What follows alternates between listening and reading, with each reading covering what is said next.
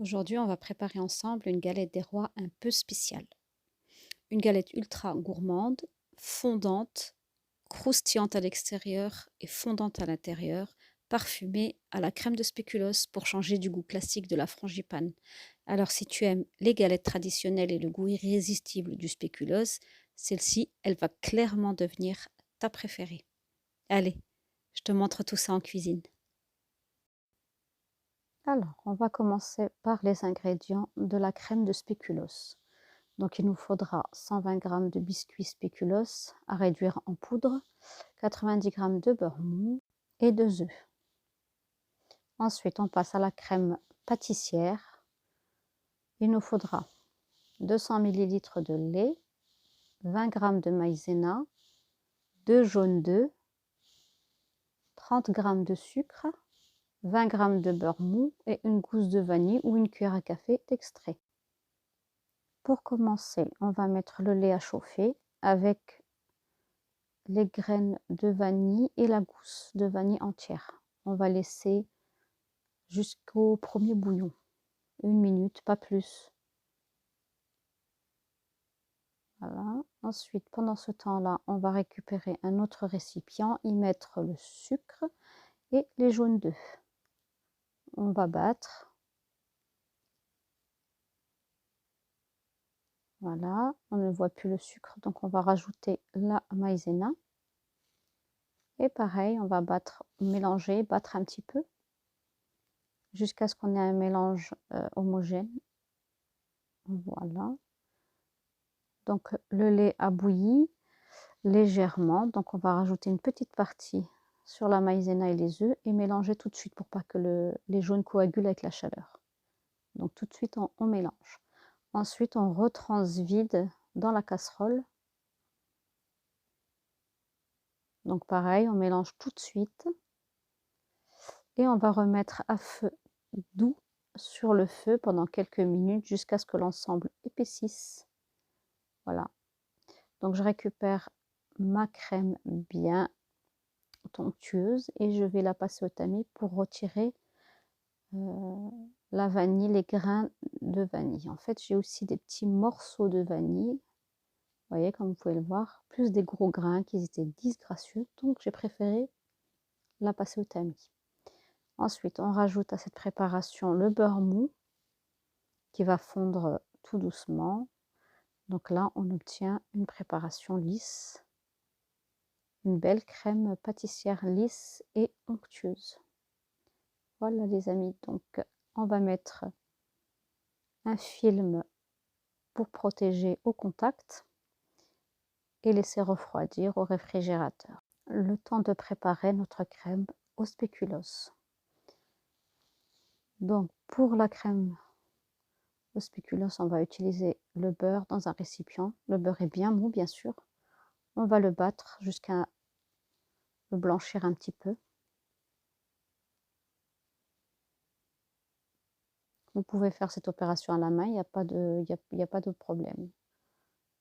Ensuite, on rajoute les deux œufs et on continue de battre. Et pour que je puisse, les amis, vous partager encore plus de contenu, plus de recettes gourmandes, n'hésitez pas à vous abonner, à booster mes vidéos et surtout à partager, commenter si vous avez des questions. Ce sera avec plaisir que je réponds à toutes les questions. Voilà, donc là, on rajoute la poudre de spéculoos. Bien sûr, on a réduit les gâteaux en poudre avant de commencer. Voilà, donc là, on en tient un mélange bien onctueux. Regardez voir ça. Très gourmand.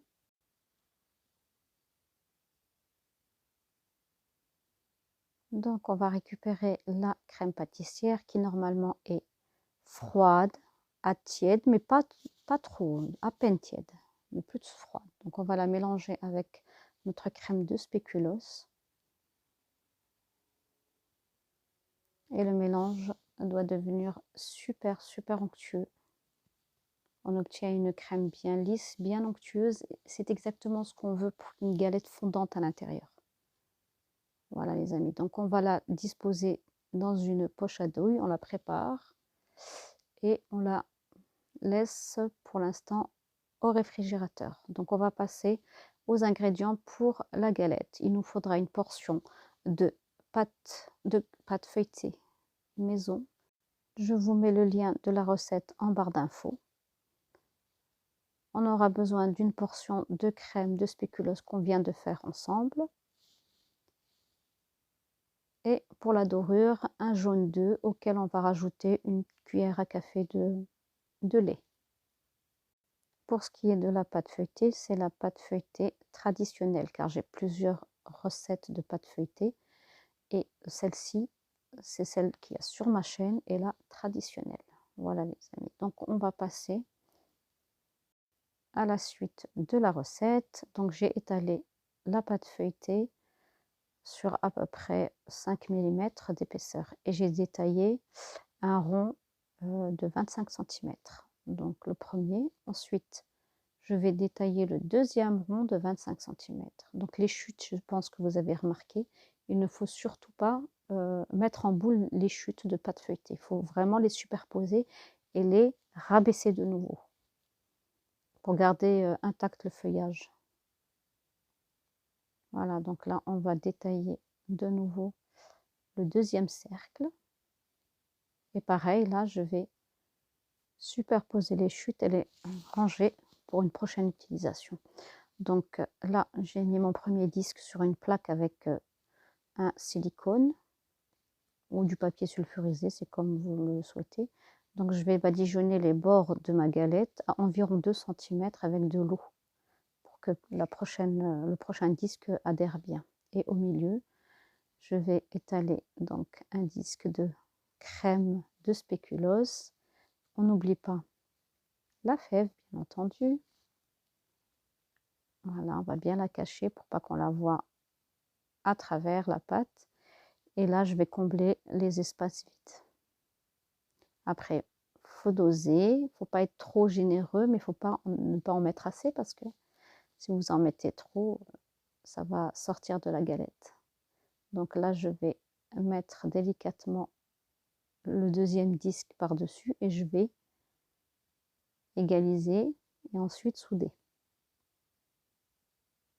Vous voyez, ils sont pas, hop, j'égalise les bords et ensuite je vais délicatement souder sur à peu près 2 cm pour chasser l'air et bien tout fermer pour éviter que la crème ne s'échappe. Voilà, donc là, ma galette n'est pas très droite, mais ça, c'est dû à mes cercles qui ont bien été utilisés.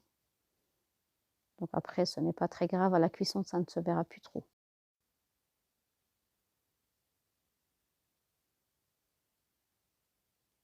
Vous voyez, on appuie bien avec la paume des mains, de façon à bien souder. Donc ensuite, on prend notre dorure qu'on a préparée et on va en badigeonner donc notre galette. Il faut toujours commencer du milieu vers les bords parce que très important, il ne faut surtout pas couler de la dorure sur les bords de la galette, sinon votre galette va rester plate à la cuisson. Donc là, je vais la mettre au réfrigérateur pour refroidir juste 10 minutes, le temps que la dorure sèche.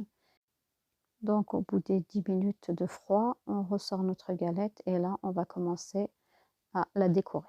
Donc là, le motif, vous choisissez. Moi, j'ai pris le motif traditionnel. Enfin, c'est un motif qu'on trouve souvent sur les galettes. Il est très facile à faire.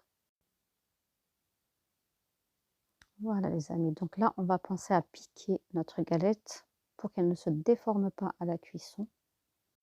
Et là, on va rajouter un petit coup de dorure. C'est ce qui va lui donner cette belle couleur bien dorée et brillante.